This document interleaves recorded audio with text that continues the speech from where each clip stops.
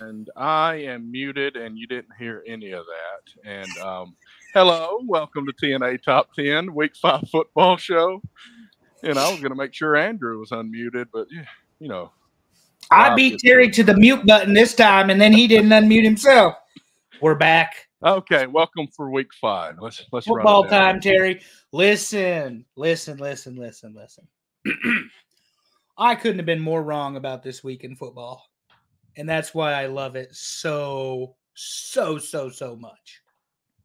So I think the biggest thing I was wrong about, we heard that about UNLV and all the stories of the guys redshirting on purpose because of the NIL, and we thought, oh, we picked UNLV to beat Fresno, but now all their best players are tapping out.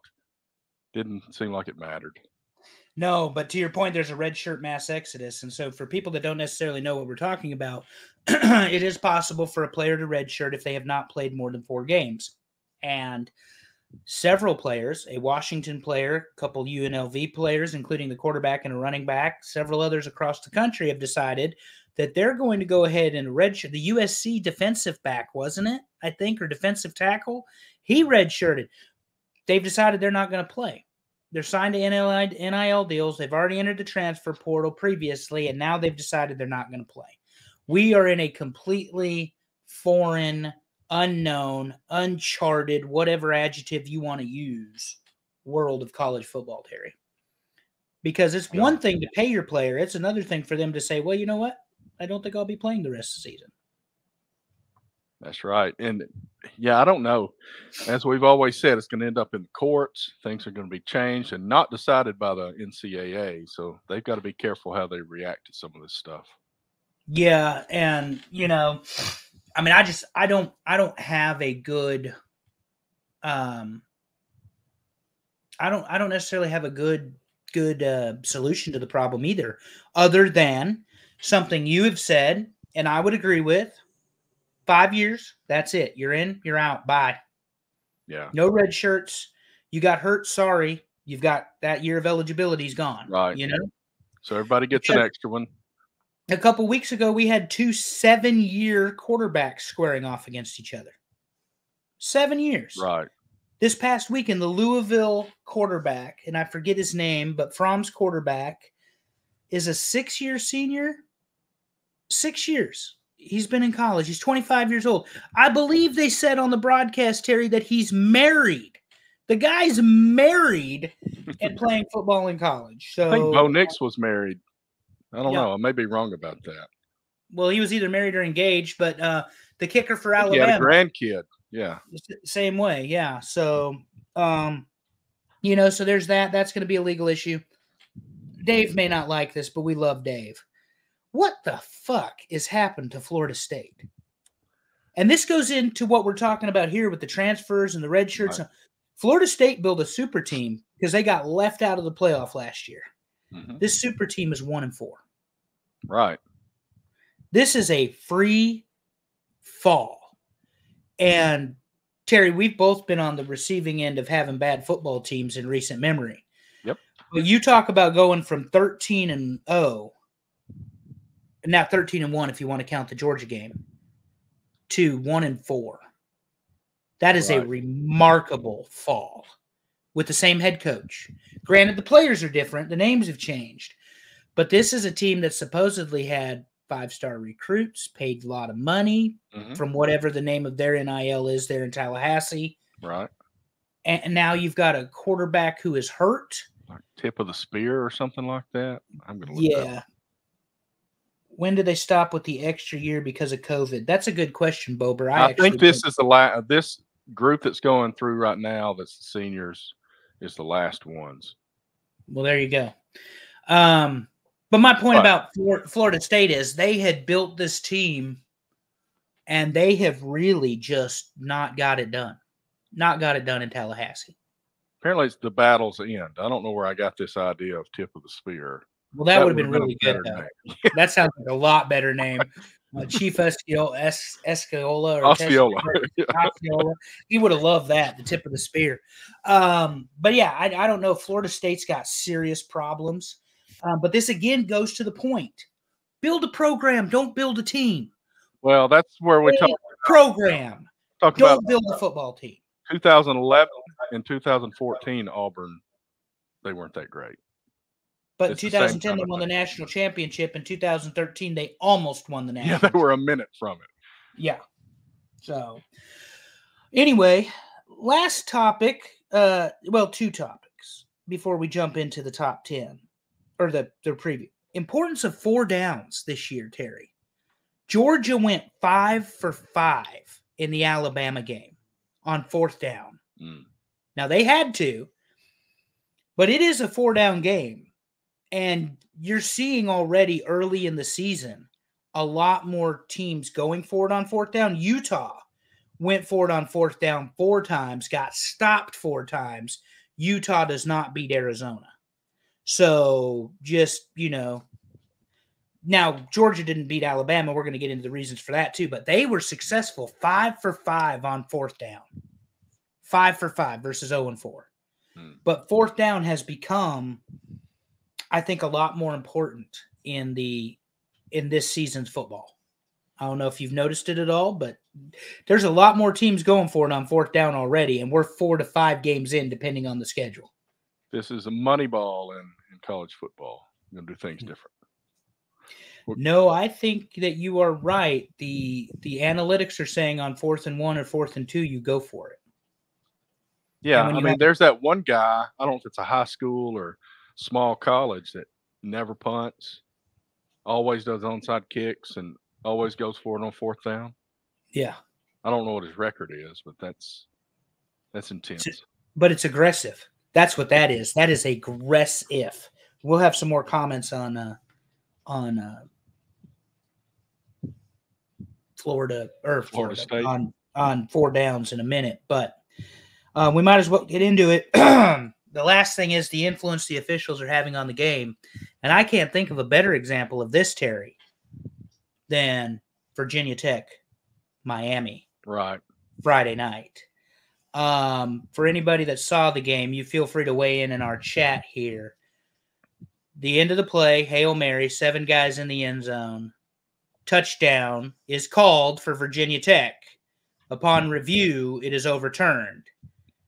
Now, the only way in college, according to the rule, to overturn it is indisputable video evidence, which, in my opinion, there was no indisputable video evidence of the touchdown being overturned. Right. Now, if they had called, Terry, an incomplete pass, I'd have said the exact same thing. There was no evidence to overturn the call, is my point. Yeah, I think they definitely don't do that. They definitely do not do the reviews that way. By overturning the call, though, Miami remains undefeated and in the top 10. And that's the other topic, just to mention briefly. And we're going to get it. Then we'll go to the review. You can hit your slides because I know you've got them ready. AP poll, college coaches poll. In the AP poll, Alabama is 1, Texas is 2. In the coaches poll, Texas is 1, Alabama is 2. For the first time I can remember, Terry, from then on out, 3 through 10 in both polls, identical. That's interesting. Identical. The only difference is number 1 and number 2. But 3 through 10 are identical in both the coaches and the AP poll. Well, I can tell you, they're not identical in the TNA top 10. They're not. Bober says, for once, I agree with Andrew. See, every once in a while, Bober, I get it right, at least from your point of view. And fuck hockey, we're talking football. Terry, let's talk football from this weekend. What happened? All right, we got Virginia Tech, Miami, just like we were talking about. 38-34 after that Virginia Tech touchdown got called off. Good game all around here. Sloppy game on Miami's part. They did not look great. I watched this game, of course. Skipped SmackDown on Friday to watch football. Virginia Tech and the U is a historic rivalry. Great football rivalry, particularly when Beamer was there, when it was Big East. But Virginia Tech brought it. I mean, they brought it. And you can see they brought it because Miami's got 508 yards of total offense. They've got what's his face? The one they think is going to win the Heisman, Cam Ward. Well, Cam Ward. They've got Cam Ward, but he got 2 fumbles. He threw an interception. one of the things about the turned over play at the end of the game, 100% Mario Cristobal was stunned, and he about got caught with his pants down when the interviewer was interviewing him. I mean, you could tell he didn't have the poker face on, that he was surprised they overturned that call. And now they've got a 10:30 date with California, I think, that we'll preview later in the show. So Virginia Tech drops to 2-2. Good football team, though. I mean, they're going to play hard. Yeah. They played hard against Miami. Hopefully that's not a demoralizing thing for them. Their coach was coaching them up the whole time. Because here's the deal.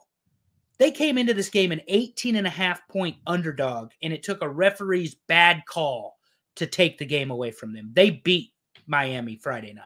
Right. Bottom line. Beat Miami Friday night. Anyway. Up next. Up next is Georgia, Alabama. Let's go ahead and get into it. Woo! What a game this was. I mean, 3 different storylines here. Bama just starts off putting it on them, and you didn't know what it was going to be. Then Georgia just storms back. Unfortunately, they didn't win it at the end. Well, they dug themselves a 21-point hole to start the game with, which is very uncharacteristic of anything Kirby Smart does. Alabama had a play for everything.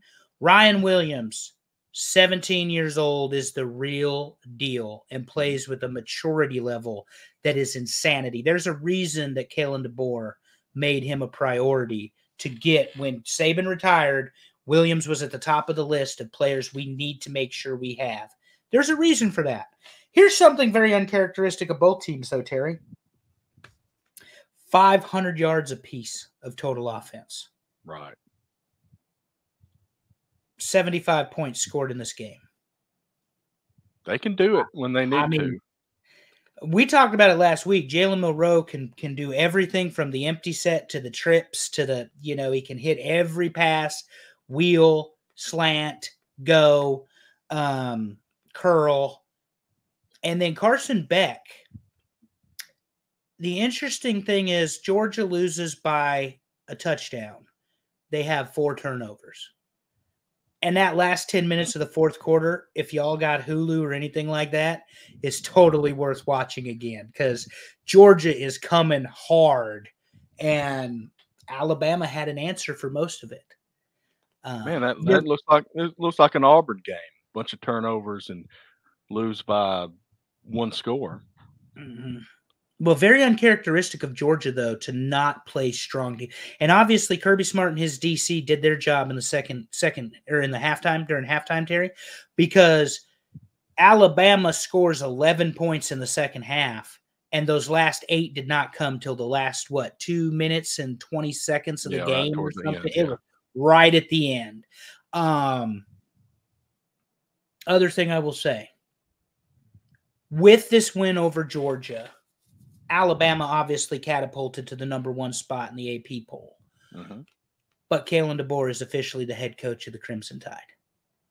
The Saban era is over. Now, you'll never, ever, ever get rid of the Nick Saban impact that he had in Alabama, let alone college football.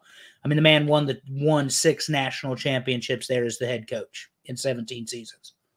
Only lost 29 games. Sent 50 people to the NFL in the first round. You can run all you want with everything that he did. But as of Saturday night, this team belongs to Kalen DeBoer. And I don't think that's even disputable. Yep, and I've seen articles already saying that they're in better shape with him than they would have been if Saban had stayed. Maybe there's some truth to that, just because he's the future. Well, in 17 years, you do the same thing, the same program, the same system. At some point, people are going to find cracks and chinks in the armor. Right.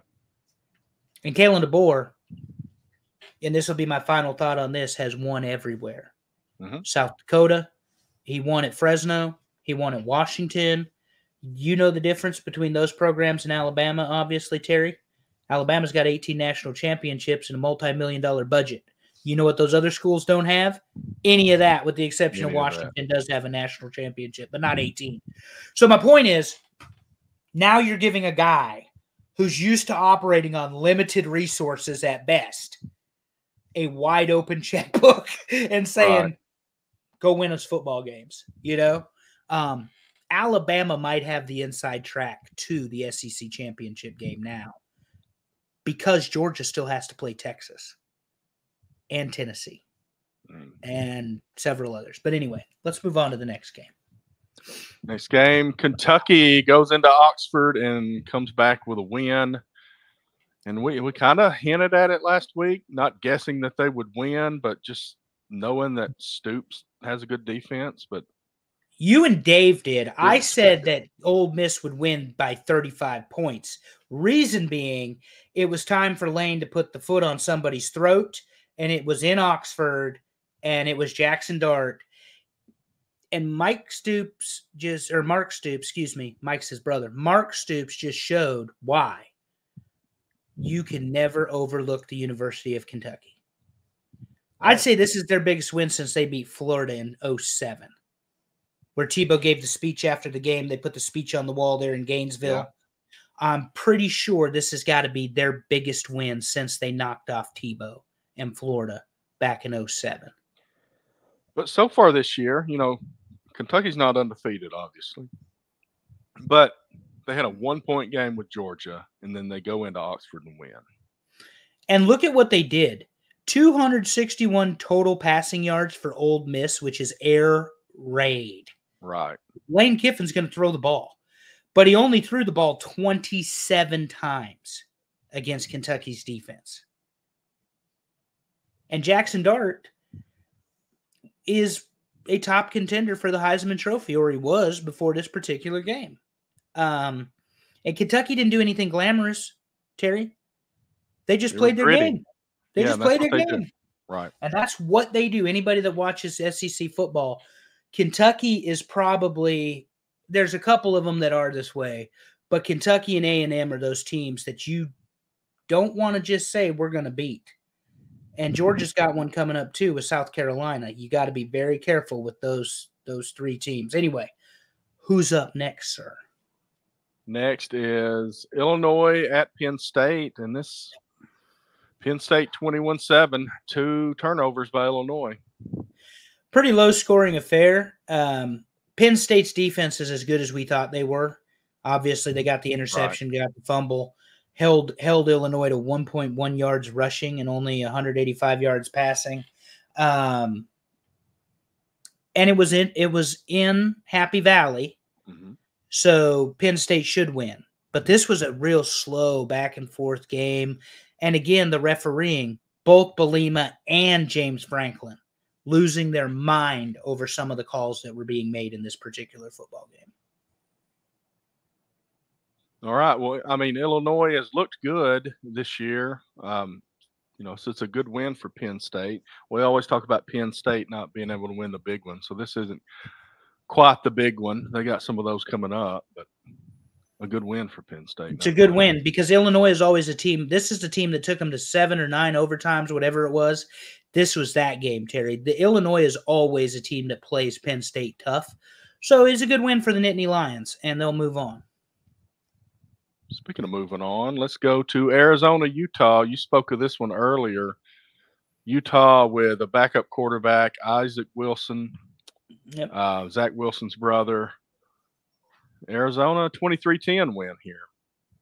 Yeah, and it came down to turnovers, and it came down to 4th down, and Arizona came up on the better end of both of those things, and Utah just could not. Without Cam Rising, Utah's not the same football team. Right. And we saw that last year, and we've seen that this year now. But it's time for Cam Rising to graduate and for Kyle Whittingham to find somebody else to play quarterback because it's just not working anymore. It's not. So a lot of football left to be played, but Rising was possibly available last week against Oklahoma State, and I didn't see any injury report update, so I had assumed, particularly when we discussed it, that I thought, well, Utah will win now that Rising's back. Well, if he's not in the game, that offense is not anywhere close to where it's supposed to be. I think he's out in the next game, too. I think they've already announced Wilson. Have they? Yeah. All right, let's move on. We got Louisville and Notre Dame. Notre Dame's looking pretty good. I mean, another win. They jumped out early. 31-24 Notre Dame. But 283 yards of offense, but they still manage a win here. Leaned on their defense, and they leaned on Al Golden calling good blitzes against Jeff Fromm. Jeff Fromm's offense was a little bit confused. You can see that offensively, Louisville had the ball a lot more. They got a lot further down, but every time you get close, there would be a blitz. There would be something that would stop them. And Louisville just did not have enough in the gas tank to beat Notre Dame at home. Another game I called early, thought that Notre Dame would lose, but only by a field goal. Well, Louisville had opportunities to win this football game. They just didn't get it done. And Notre Dame's defense is the backbone of that football team, from what I saw. And they're making it work. So let's move on to Oklahoma State, Kansas State. And this is one you talked about earlier. It's like we thought Oklahoma State was going to get pissed off and start winning some games because I know that I predicted them to win the Big 12 this year. I don't remember who you did, but Utah. That's right. Yeah, because Cam Rising was healthy. We won't make that mistake again. But Kansas State. Kansas State puts it on them. You're in Manhattan, and this is the thing, though. They're pretty even offensively when you're looking down, but 2 interceptions ain't going to get it done. And then the rushing attack, Terry. 300 yards. At 300 yards, that means you're controlling the line of scrimmage. And you and I both know. I don't have to tell anybody. That's 35 times you held the ball at 8.8 average. That's just dominance. 8.8 a carry means you're getting up on the second level immediately. Yeah. And you're just beating teams up. Now, this is a game that I did not see a whole lot of. I saw some highlights, and I was completely stunned because at one point Kansas State was up bigger than 22. I think they were up either 42-13 or 42-10 or some shit like that. I'm like, what in the world are they doing? No, they were. Yeah, that's exactly right. They were up 35-10. 35-13. 35-10. Or 13, 35-13 is what they were up going into fourth quarter. Anyway, wasn't a game worth turning on at that point, but completely shocked. But Kansas State had a nice bounce back after their, early season trouble. So we'll see what they do from here on out. All right. We got Florida State, SMU. And, if Hugh Freeze doesn't get things going in Auburn the way we want him to, we got a guy coaching SMU here that's been at Auburn before. Maybe that's who they'll go after. Big win here, big numbers. Well, this is what I know. As we talked about in the open. Florida State is not getting it done, and it is a colossal collapse. And they're giving up. Yeah. SMU isn't even in their caliber in terms of recruiting, facilities, NIL ability. There's no comparison here. This should be a game you win basically because you have resources they don't. And you look at these numbers, Terry, and then you come out with an injury to the hand of your starting quarterback who now has been reported that it'll be multiple weeks that DJ will not be playing for Florida State as the starting quarterback. Going into Clemson, which we're going to preview here momentarily. Yeah, Florida State's in trouble. They might have a losing season for the first time since Bobby Bowden first came to Tallahassee. Pretty sure that's right. They haven't had a losing season since Bowden went to Tallahassee. They might have had one in between with one of these other coaches, but they haven't had many. They haven't had many if they've had any at all since Bowden's first year in Tallahassee. And I think he went like 5-5 or whatever, 5-6, something like that. But anyway, Dave 3 interceptions, same story. He'll text me that I'm wrong about it. It's okay. 3 interceptions. Again, not rushing the ball either. 2.9, you're not controlling. And look at SMU over here. Balance. 254 passing, 226 rushing, 4.8 yards a carry. Terry times 3 is first down. That's all it matters. It's first down. It's first down. It's first down. And if your defensive line is getting tired, we've talked about on both sides of the ball, Florida State is suspect on the offense and defensive lines. And with some of these schools, if you've got the ability to run the ball, all you're going to do is run it down someone's throat in the third and fourth quarter. You're going to score points. You're going to win football game. And SMU did that, 7-7, and then you see it, 14-14. They never let up off the gas on Florida State. Yeah, Florida State couldn't run the ball very well, like you said. But then, 12 of 34 passing is well below 50%. Even if you throw those interceptions in there and count them, that's still not halfway. No, it's not even 30%. It's trash. But I had said DJ was not good at Clemson. He was okay at Oregon State, and he's not good here at Florida State. So whatever it is about the ACC, he does not like it. What is our next game, Terry? Nebraska at Purdue. Why don't you tell us about this one? Late heroics there, right? Oh, buddy, I was going to eat glass. I went after work. I went to the gym. I lifted heavy, and then I worked out 45 minutes on inclines on the treadmill until I couldn't walk anymore. It was 0-0, as you can see at halftime. Yeah. But Nebraska had over 200 yards of total offense. They dominated the game. They just weren't closing. They had a 7 points called back, touchdown anyway. It would have been 7 points called back for a pick play. So last week, before this, they got called for offensive pass interference for setting a pick. That's illegal in college ball. The receiver pulls up and deliberately runs out of the defender's way so he doesn't get called for a pick. They call the pick anyway. They review the play and call it a pick, and that the play stands. So that wipes 7 off the board. 2 bad snaps on a field goal. That wipes 6 off the board. Missed field goal, there's another 3. Nebraska left at least 16 points on the board in the first half. Second half, they come out, and Dylan Raiola does his thing. Pick 6, ices it down, 28-10. Nebraska's not interested in being showy or being flashy. They're interested in winning football games. And, I know style points matter sometimes, Terry, but this was an ugly game. Here's the other thing that you don't have on this graphic. Between both teams, 25 penalties, 260 yards. 260 yards of penalties. Now, my title here says I don't complain about officials, ... Do you know how difficult it is to watch a football game with 25 penalties, 260 yards of total penalties on both teams? Nebraska got 5 first downs by pass interference because Raiola was doing the pro-style football. He was throwing it to the spot where either his receiver was going to catch it or it was a defensive pass interference. Right. That's all fine and well, but I just want the receiver to catch the thing and earn the first down. I don't want to take the cheap way out because there's going to be good defenses that are going to be able to play a little bit better defense than Purdue did, and you're not going to get the call. Get the reception.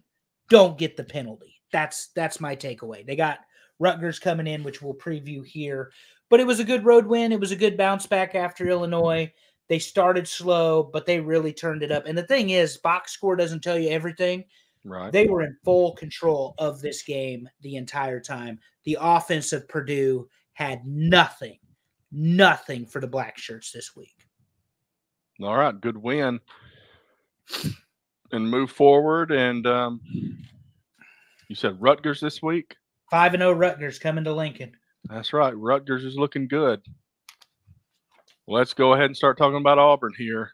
They had control of this game pretty much the whole time. You can look at the stats here. 482 yards of offense. The defense gave up less than 300 to Oklahoma. 338 passing yards. And then we talk about Peyton Thorne, and he played well until he didn't. And all right, this is soapbox moment here. So,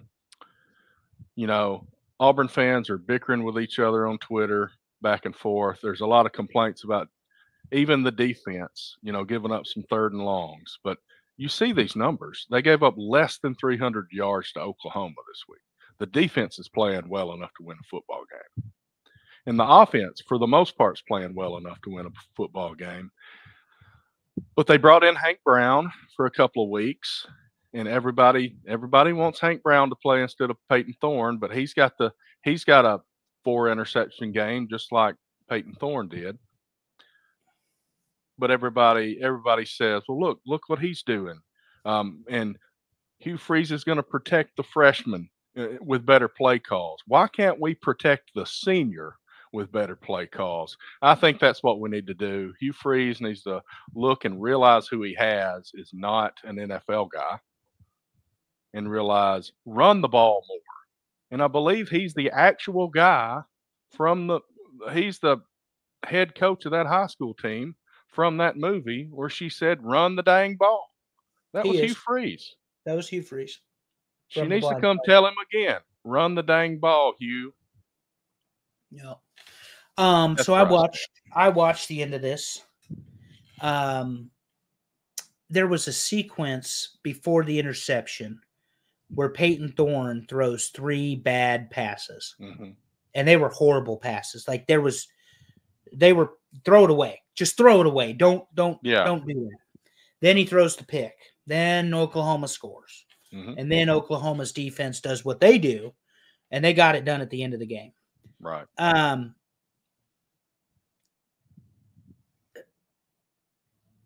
For having such a good offensive mind, Hugh Freeze is a dumbass. This is a man who beat Alabama twice when Alabama had the nastiest defenses in the country. Yeah. Before Kirby went to Georgia. I don't know what the answer is, Terry, because like you said, Peyton Thorne got very frustrated. They showed the video where he's yelling at the receiver, telling him to watch, look for whatever, and he is mad. Like he is angry, and rightfully so. Then he can't shake it off. He throws the pick. The pick leads to a touchdown. Right. And good teams are going to make you pay. And here's the bad thing for Auburn. Oklahoma is not even close to the best team in the SEC. Right. And you got the next 3 games. Yeah. We'll go over the schedule, but we'll get there. Yeah. But yeah, the next 3 games are on the road. They have not played on the road yet all year. And they're 2-3 at home so far. And they're about to go on the road to Georgia. They're going to go to Missouri, and they're going to go to Kentucky. Yeah. And none of those is going to be easy. Nope. Especially after, we thought maybe Kentucky would be a little bit more competitive, and it still might. But Kentucky beat Ole Miss, and Kentucky played with Georgia. That's right. And they don't throw interceptions, either of those teams. Exactly. Unless it's to Alabama. Terry, what's next, buddy? The next thing is our top 10 list. Nice. You snuck it in on the end there to be the last one instead of me this time. That's okay. I love it. Well.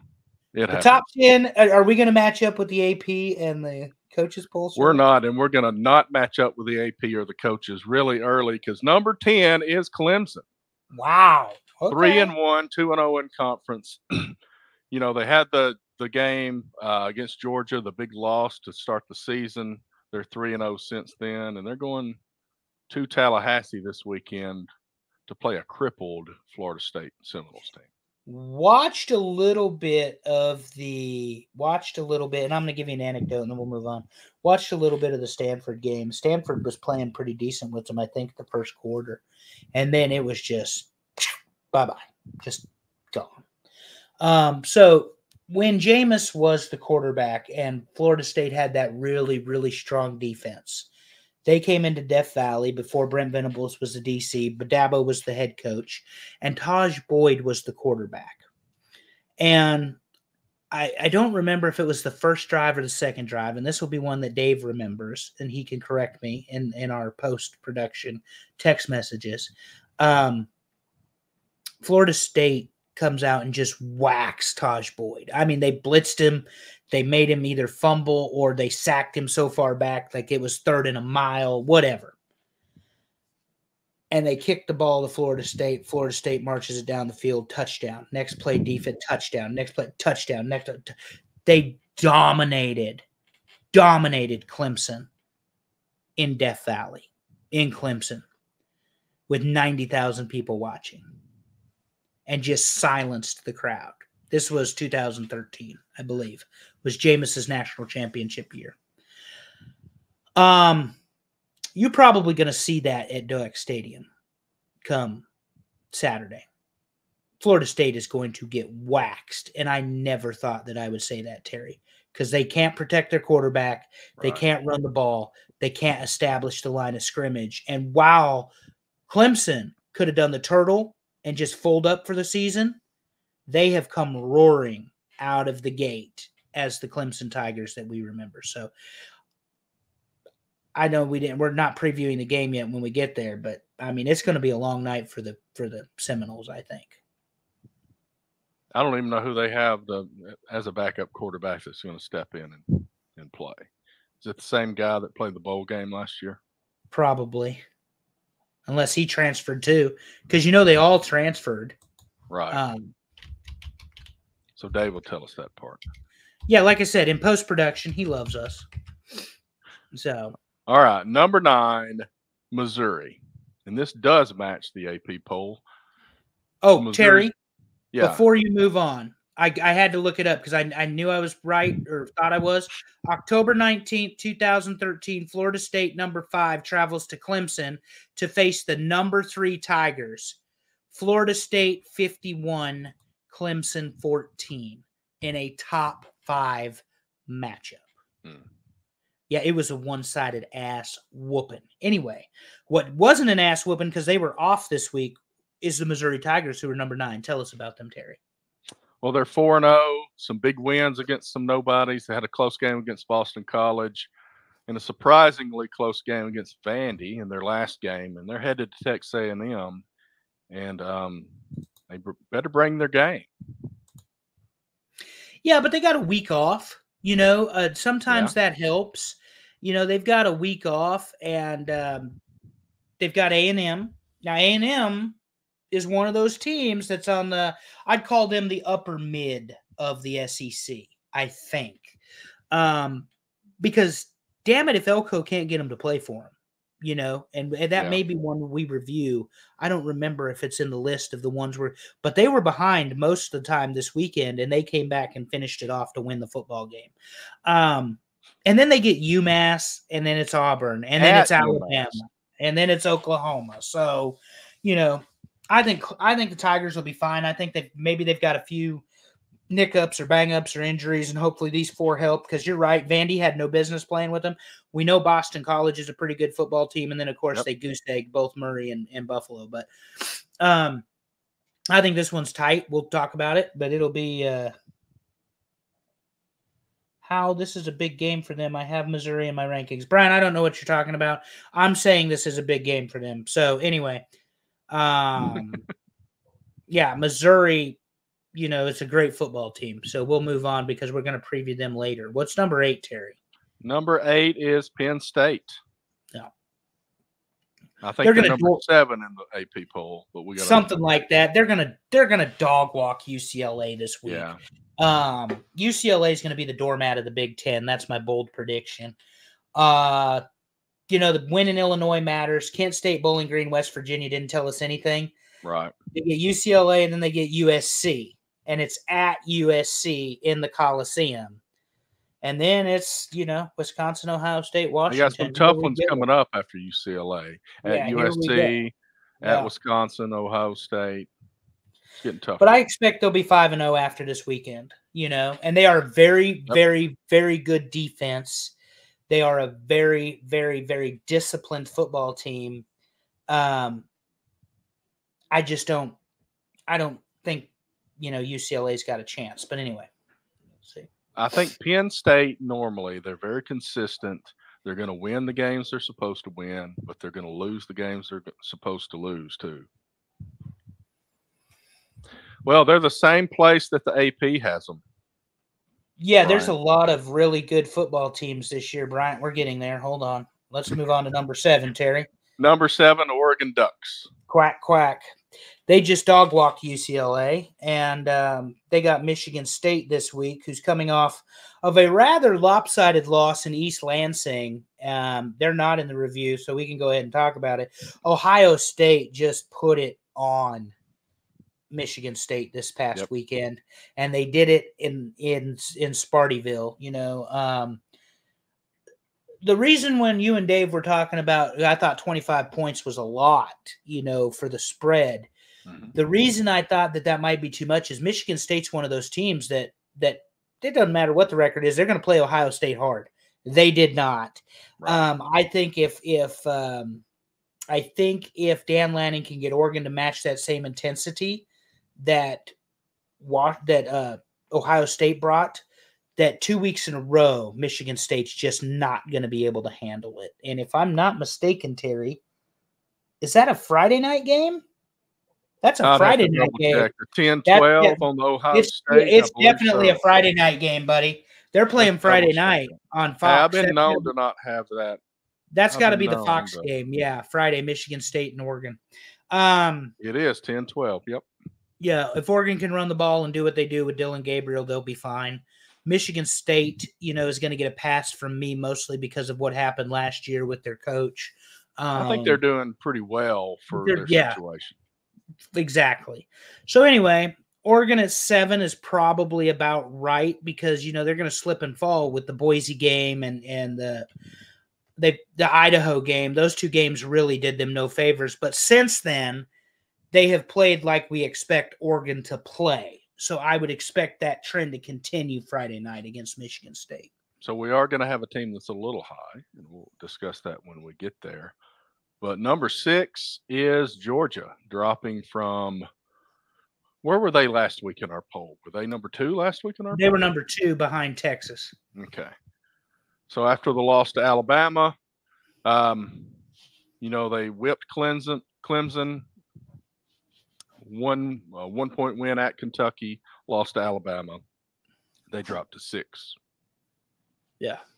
And they host Auburn this weekend, and I'm going to have a hard time picking this game because it's between the hedges and it's Georgia coming off of a game like that. Right. I mean, I'll say it for you. No way Auburn wins. Yeah, I know that part. I'm just thinking about the spread. Oh, I got you. I think I put it in. It's 23 and a half. I think. Yeah, it's big spread. Georgia did everything they could to come back. You don't turn the ball over 4 times and win games. You don't go into a 21-point hole against a team like Alabama in Tuscaloosa at Bryant-Denning Stadium on Nick Saban Field. See if I can get all the prepositional phrases tonight, Terry, and win a football game. So Georgia's fine. They're still a playoff team. They could still be an SEC title team. Unless you got Cam Newton. They'll bounce back. So Bober's back. He says Georgia will cover. We'll talk about that later. Number we'll get 5, there in a minute. Miami Hurricanes, a little high probably compared to the other polls. For fuck's sake. Especially after. Who's voting the U in after the referees gave them the win? That's a bunch of trash. And they're going to California for the nice 10:30 p.m. game this weekend. So this I asked them to put that shit on DVR, Terry. I ain't watching that nonsense. California's going to get beat, but they should have lost to Virginia Tech. They should be 4-1, not 5-0. Even Mario Cristobal knows it. The U is not nearly as good as this record. They got exposed by Virginia Tech. Good teams are going to take advantage of them. The U does not continue this undefeated streak. Well, maybe this week, but when they run into Louisville, maybe not. All right. Number 4, Tennessee. They're number 4 in the AP poll, too, and the coaches poll. Yeah, we're pretty close to the AP and coaches poll. We just have, Miami's a little high. We got Clemson a little high. Pretty close. Versus convicts. That's funny. Bober, surfers versus convicts. I love it. But Tennessee at Arkansas. Arkansas is one of those teams that's looked really good against weaker teams, but hasn't really shown up with some competition. Unless you throw a bunch of interceptions to them, then they can win football games. Somebody tell Sam Pittman to pack his shit because Bobby Petrino's taking his office at the end of the season. Taking it back. Yeah, he's taking it back. Tennessee, they're going to keep on rolling. They had the bye coming out of this Oklahoma game, and I think you see Tennessee keep rolling. We talked about their schedule and how favorable it is to them. Yep. They've got a couple of big games on there, but everything else. I mean, they've got Alabama. Florida's awful. They've got Alabama, They've got Kentucky. Don't stub your toe there, Tennessee. Right. And they got Georgia. But let's face it, Florida sucks. Mississippi State's garbage. UTEP and Vandy. This really does favor Heifel for a really nice setup to finish well in the SEC. So, number 3, Terry. Number 3 is Ohio State. There they are. And it's just like the AP. Are we taking the under this week? Because they are favored by 20.5 against Iowa in Columbus. I mean, we'll talk about it. So what are they going to do? Miss an extra point? I was going to say that's hard. Yeah, that's hard. 20.5 is what they're favored by against Iowa, which can be a very good football team, but I mean, I don't know. So Ohio State, they're getting it done. Ohio State, they haven't really. I mean, Akron, Western Michigan, Marshall, and even though we talk about Michigan State doing pretty well to bounce back, they haven't really been tested. They haven't had that team that can punch them in the mouth. Maybe Iowa's got enough defense to do something. Well, and if I'm not mistaken, Michigan State, we don't have the stat or the graphic, and we could probably look it up real quick, but I think Michigan State, Ohio State took the ball away from them 3 or 4 times in the red zone and or stopped them on turnovers, Terry. So when you got a defense that's playing like that, bend not break, as we like to call it, right. I mean, it does matter. Hold on, I'll pull it up real quick because it won't take but a second. But Ryan Day has got 2 fantastic receivers. He's got a very good quarterback in Will Howard. The guy is a mechanic. He understands what routes to play, options to play. So Michigan State turned the ball over 3 times against Ohio State's defense. But surprisingly, and this was something that stuck out, 6 total penalties in the game for both teams combined. That's it. So a pretty clean game that way. But when you turn the ball over 3 times, Terry, against an Ohio State offense led by Chip Kelly, you're not going to win the football game. Is number 2 Texas this week, or are we Alabama fans? There you go. Number 2 is Texas, and they've got a bye week after the whipping of Mississippi State to prepare for Oklahoma on October 12th. Slow start for Arch against Mississippi State. But they really, I mean, Texas is Texas. There was no way they were losing the Mississippi State game. I think, and we can speculate this because we know Alabama's number 1. I think the Georgia win is all that did it because Texas doesn't have a signature win just yet. But if they beat Oklahoma and then they beat Georgia, now you've got something to discuss. But I would argue that Alabama has the best win of the season. Even the way Georgia handled Clemson to start the season with. I think Alabama's got the best win of the season. So let's go to number 1, Terry. It's Roll Tide. Is Alabama. Your favorite. Yes, sir. And their prize for winning against Georgia is to go to Vanderbilt and just gobble them up as a snack. Terry, it's fucking Vandy, okay? I mean, they're going to lose by 60 in this game. They're going to they're going to use a lot of the light bulbs on that scoreboard that's swinging from the crane. Yeah. And I think if I saw this, I may be wrong. I think it's like a 12 o'clock kickoff. Yeah. So they're getting it done early. Let's get it over with. Yeah. And watch some better games. Let's go back to Tuscaloosa. We got better shit to do than hang out here. All right, let me run it down. We got number 10, Clemson, number 9, Missouri, number 8, Penn State, number 7, Oregon, number 6, Georgia, number 5, Miami, number 4, Tennessee, number 3, Ohio State, number 2, Texas, and number 1, the Alabama Crimson Tide.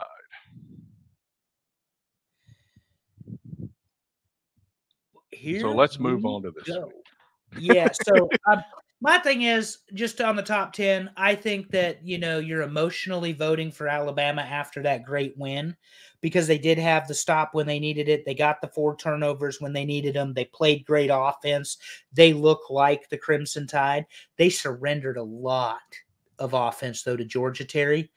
And the last 9 minutes of the game, they gave up 3 touchdowns. So slow down. But anyway. Who's not going to slow down is Missouri and A&M, buddy. Yeah, and when I got these numbers, A&M at home is favored by 1 point against Missouri. 1 And point. I think, honestly, the scare that Missouri had against Vanderbilt, I mean, the question is, what do they do after that? So I think they're going in, and I think A&M's got them by at least a touchdown. You think A&M's going to beat Missouri by a touchdown? I do. I'm going Missouri by 10. All right. Because I trust and believe in Missouri's offense and their defense and their special teams, and they've got an established coach with a game plan and a culture and a program, whereas Mike Elko is still trying to figure it all out at A&M. That's why I'm going. And let's face it, College Station, whether you like them or not, is got to be one of the Eli is not getting the Heisman Bober. Stop it. It's not the top 30, Bober. Yeah. Missouri has, or not Missouri. College Station's got to be one of the most difficult places to win a football game. We both know that. We stipulate that. 108,000 people. It's all they have to do there. Like you said, Terry, they'll start camping 2 days before the game starts and getting drunk, Yeah, and they rehearse cheering for the game the night before. Yeah, and that's legitimate. That's not just us making this crap up.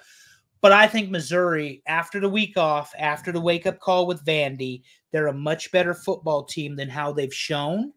So I think you're going to see Missouri, to Brian's point earlier in the chat, this is a true test for Missouri. This is a measuring stick, a litmus test, or whatever you want to say. Where are we at in the season? This is going to tell us, but I'm going to take the Tigers by 10 because I think they're going to come in motivated. It's also an early game. The crowd isn't going to be nearly as raucous. They're not going to be nearly as drunk. And I don't, people think that's funny. That matters. Night game elements completely different than a 12 o'clock kickoff. Hey, we started drinking at like 8 a.m. What are you talking about? Well, they're going to have to start if they're going to be loud there. Moving on, the Mustangs are playing Louisville at Louisville, Terry. And despite the way they drummed Florida State, I think Louisville is a better football team than that.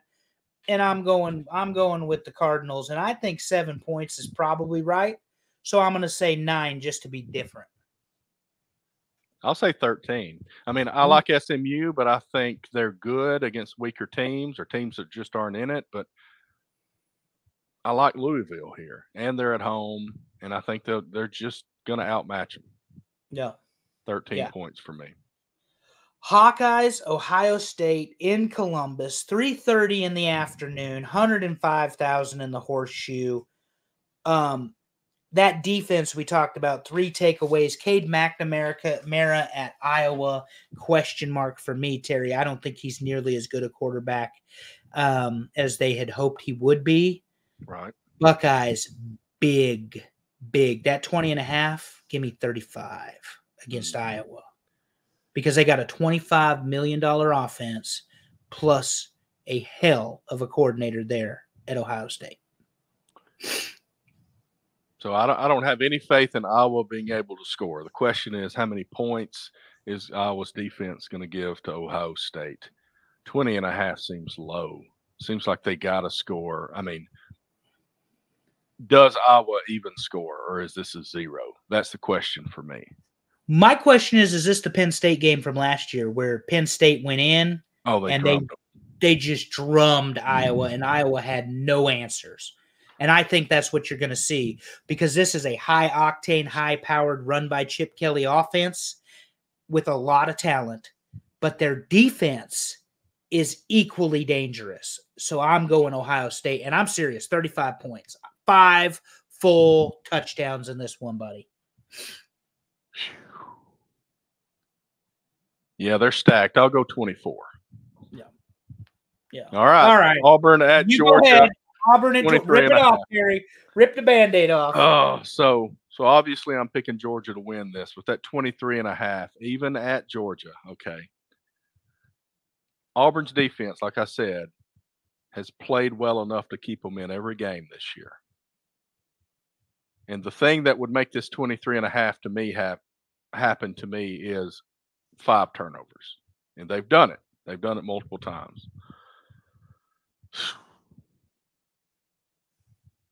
I'm going to go Georgia by 10. So I agree with what you said, but the Georgia pressure. Auburn is not going to be able to pressure Georgia the same way that Alabama did in terms of being able to score with them. You're going to have a young quarterback who's going to get shown an exotic blitz or a different look that he's not so familiar with, and or Peyton Thorne. And all of a sudden, Georgia's going to eat him up. I'm taking the Dogs by 4 scores. Give them to me by 28 in this one, Terry. It's between the hedges. It's 3:30. It's coming off of a very close game where Kirby Smart once again had to be told, well, you lost to Alabama. You're 1-6 against Alabama. And he says, does anybody have a better record than me against Alabama? Has anyone else played him 7 times? So Kirby understands the assignment. It's just getting it done. I don't think you see that same Georgia team, though, that gives up 21 points in the first quarter ever again. So give me the Dogs. Give them big, unfortunately for you. All right, let's move on. Ole Miss at South Carolina. It's a 3:30 kick. Ole Miss favored by 9. And this is where I start asking, is Ole Miss what we thought they were, or are they what we saw this past weekend? And so I don't know the answer to that. I think Ole Miss had a really bad day against a very good team that's only going to win 8 games. South Carolina has 2 very good pass rushers. They could make this game interesting. We saw that against LSU. Not sure that their quarterback play is going to be able to match that of Jackson Dart. I think Ole Miss comes in highly motivated in this one. And I'm going to take the Rebels by 14. Okay, I'll go Rebels by 10. I think they're still working through some stuff. They get to practice. He's probably going to get them motivated, moving in the right direction. But I still think they need more competition in some games to get to where they need to be. And it's going to be one more week of a little bit of struggle on the road. And they will beat South Carolina, but they're not going to blow them out. Yeah, I agree with that. Rutgers at Nebraska, and Rutgers, as you said, 5-0 coming into this. 5-0 coming in as a 7-point underdog, and the only reason for that is Memorial Stadium, led by the best freshman quarterback in the country, Dylan Raiola. Raiola, just as a point of reference, Terry, has thrown for like 1,200 or 1,300 yards. Nebraska's offense last year for the whole season threw for 1,500 and change. So the point being, we got a gamer here, and he's fixing the problem at quarterback. Rutgers is a very good, well-disciplined, well-coached team. Greg Schiano is a very good coach. He's been a coordinator at Ohio State. This is his second trip at Rutgers. He's done things at Rutgers that teams, he's like Kalen DeBoer in that way. They don't have resources at Rutgers that you're going to have at Nebraska, or you're going to have at Ohio State, or you're going to have at Michigan. Nebraska's home field advantage is going to play a part. It's a 4:00 kick. I think you finally see the Huskers. Dylan Raiola's got to ball in this game. He's been great. 17, 18 out of 25, 26 passes, couple hundred yards. He's thrown 2 interceptions, both of which were taken from his receivers on the way to the ground. So it's not like he's thrown a bad ball and it's gotten picked. The kicking game, hopefully they can get squared. And here's why I say this. Despite the fact they're my beloved Huskers, I'm not picking against them. Don't get it twisted.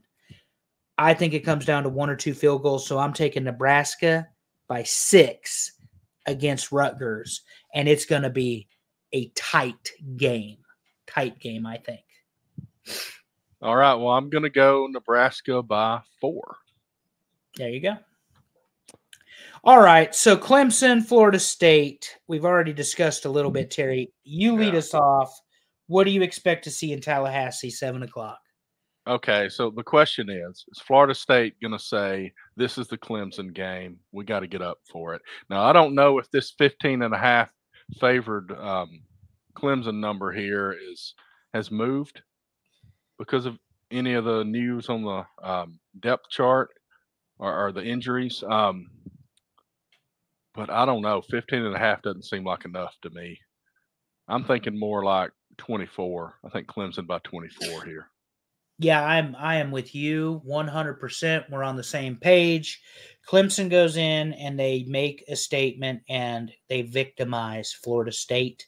Florida State will not be able to take the care of business on the offensive front of the ball, and they will not make it on the defensive side of the ball. Bryant Haremza in Coach Rule's press conference this morning, he said it was all due to the snap, not the kicker.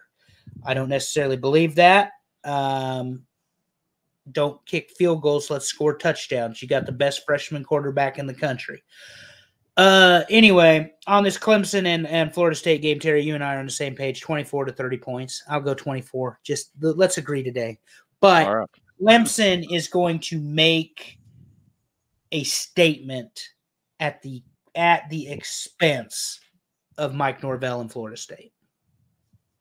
All right, let's move along to the next one. We got Tennessee at Arkansas, 7:30 kick. Tennessee's favored on the road by 13.5. I don't know. I'm thinking 20. Yeah, crowd's rowdy in Fayetteville, but double that up. I'm going 27 for Tennessee. Okay. There's too much offense. They've got a great defensive line. Arkansas gets a little trigger happy when they get behind. That's when they start making mistakes. I understand they've got a really, really good offensive coordinator. They've got a decent scheme, but they haven't played an offense like Tennessee. Right. I don't believe. I don't think I've got that wrong. This is an offense that's going to press them, and they don't play good defense at Arkansas. So Tennessee, I'm going 27, double the spread. Yeah, and I got 20 on that. Yeah. All right, so we got USC at Minnesota. You know, this game, I mean, how many times have these two teams played each other? Saturday at 7:30, a kick, and USC favored by 9.5. Well, here's the thing, Terry. Minnesota, SC, we didn't talk about it, but they played Wisconsin this past week. And Wisconsin jumped up on them 21-3 or something and ends up losing the game 38-21. SC did that thing that you love so much from the 2004 season, where all of a sudden they decided they better start playing football. Snatched it away from me every week, no matter who they played. And just turn it on, like that. And here they go, 38 points in the Coliseum. I know that Cal has a good defense, particularly a good passing defense. We also know SC is going to throw the ball. It would not, I said Cal, Minnesota. Minnesota's got a passing defense. A little bit anyway. I would say that USC walks this one, though, probably 17 points.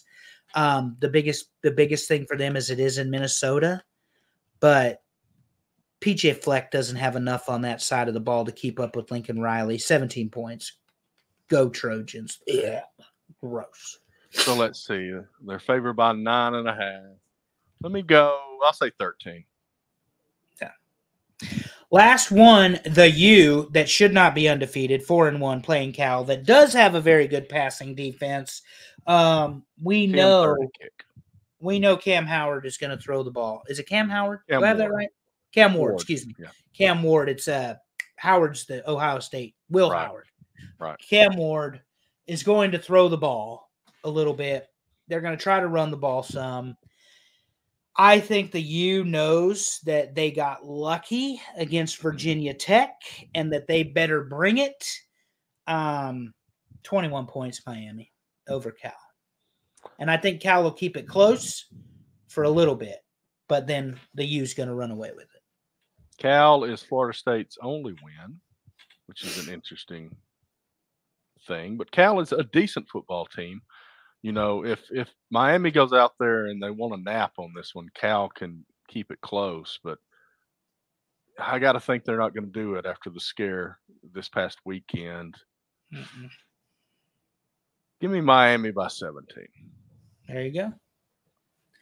And those are our picks for the week. I do want to make a special announcement before Terry wraps us up because it's time to go.